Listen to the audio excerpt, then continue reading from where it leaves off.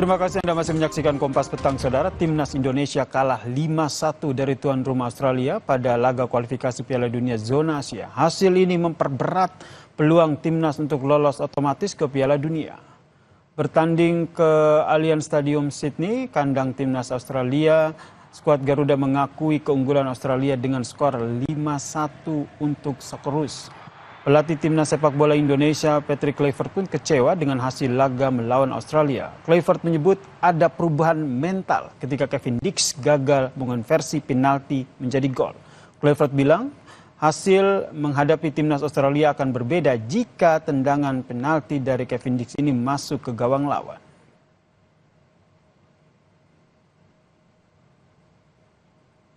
Unfortunately, of course, the results. I think in the beginning of the game, we did a very good job in pressing high, exactly on the right side where we wanted to press, because we knew on the left side they have the good players, and from my point of view, it went very good. After that, we received a penalty. If you shoot the penalty in, it will be a totally different match, of course. But unfortunately, Kevin shot the ball in the post, and from that moment we changed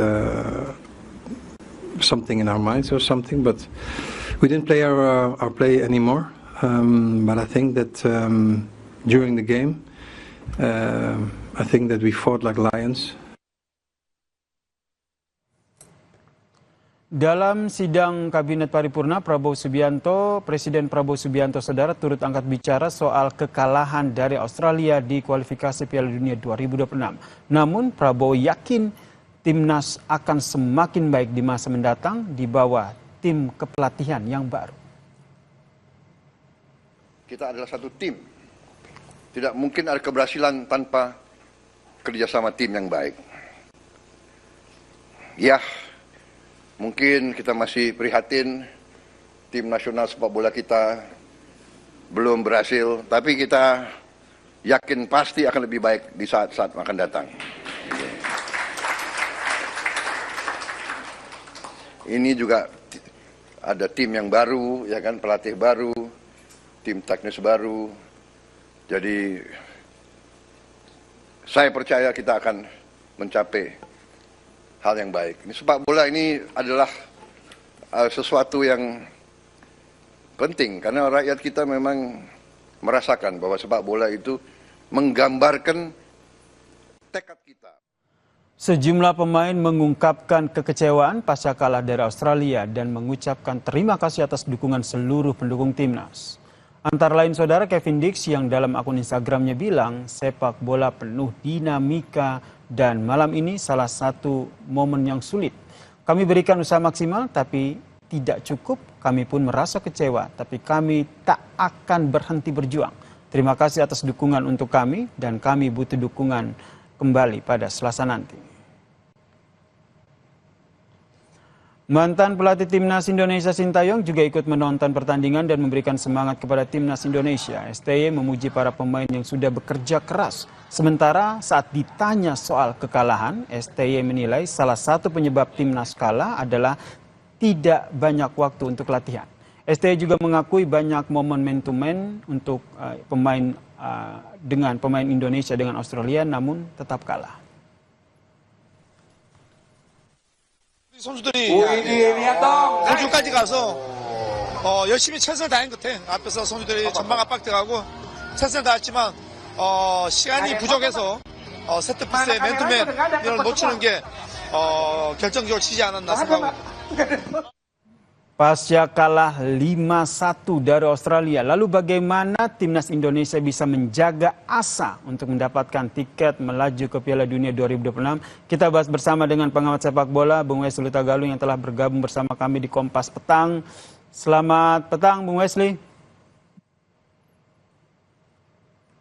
Ya, Bung Wesley, ini hitam-hitam bukan berarti berduka ya, tapi saya harap masih bisa punya semangat seperti tadi saya bilang bahwa bagaimana menjaga asa Timnas Indonesia untuk tetap laga menang di melawan Bahrain nanti. Tapi sebelum itu bagaimana Anda membaca pertandingan Indonesia melawan Australia kemarin? Jujur saya kaget keberanian Patrick Kluivert melakukan perubahan ketika dia tidak punya waktu untuk menguji perubahan yang dia terapkan. Hanya waktu komplit latihan kan hanya 2 hari. Selasa berkumpul semua pemain, mereka latihan, hari Rabu itu official training, Kamis tanding. Dan kalau saya boleh mengatakan apa artinya rekaman-rekaman pertandingan sebelumnya tim nasional sampai babak putaran ketiga ini, apa artinya ketika kita bermain mengalahkan Arab Saudi, apakah itu tidak dicermati bahwa fondasi permainan sepak bola tim nasional saat ini adalah seperti ini, mengganti dan merombaknya gaya bermain dengan waktu yang singkat tanpa pernah ada waktu untuk menguji, dalam arti kata ada pertandingan uji coba ya, pertandingan pemanasan sebelum menghadapi Australia, itu sebuah keberanian yang sangat beresiko, dan maaf, memang resikonya harus ditanggung oleh pelatih yang mengubah permainan kita. Nggak boleh disalahkan yang lain, pelatih bertanggung jawab. Jadi menurut Anda harusnya jangan langsung menyerang begitu ya? Karena gini, kalau kita lihat ya, waktu pertemuan pertama, pertahanan kita itu benar-benar compact defense di belakang, lalu kita menyerang, kalau kita lihat area penyerangan kita menghadapi Australia ketika kita bermain 0-0, itu bermain kiri dan kanan. Tidak pernah kita menyerang direct di tengah. Lalu kemarin, kita semua membangun pertahanan di sepertiga tengah, dan hampir semua lini ikut membantu penyerangan dengan meninggalkan ruang yang begitu besar di belakang.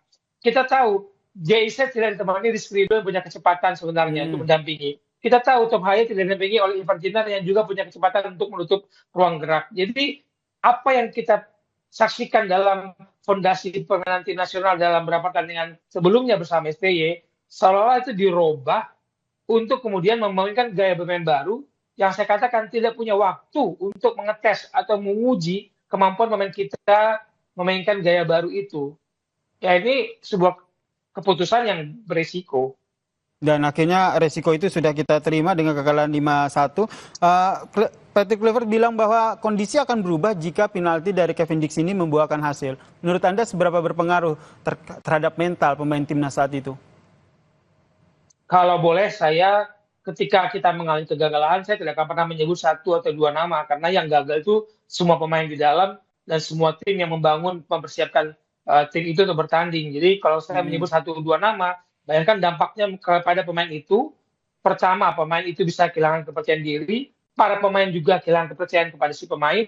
Bayangkan ribuan orang atau jutaan orang akan melihat itu adalah tumpuan kesalahan. Jadi saya sebagai orang yang bisa dibilang menikmati sepak bola dengan cara yang harusnya berbeda, menyayangkan ada penyebutan nama dalam kegagalan. Lebih baik kalau saya seandainya di sana, saya akan bertanya, kenapa mengubah gaya bermain pada saat Anda tidak punya waktu untuk mengubah, waktu untuk membuktikan perubahan itu, dan kemudian pergantian pemain yang dilakukan menurut saya agak sedikit mengecewakan.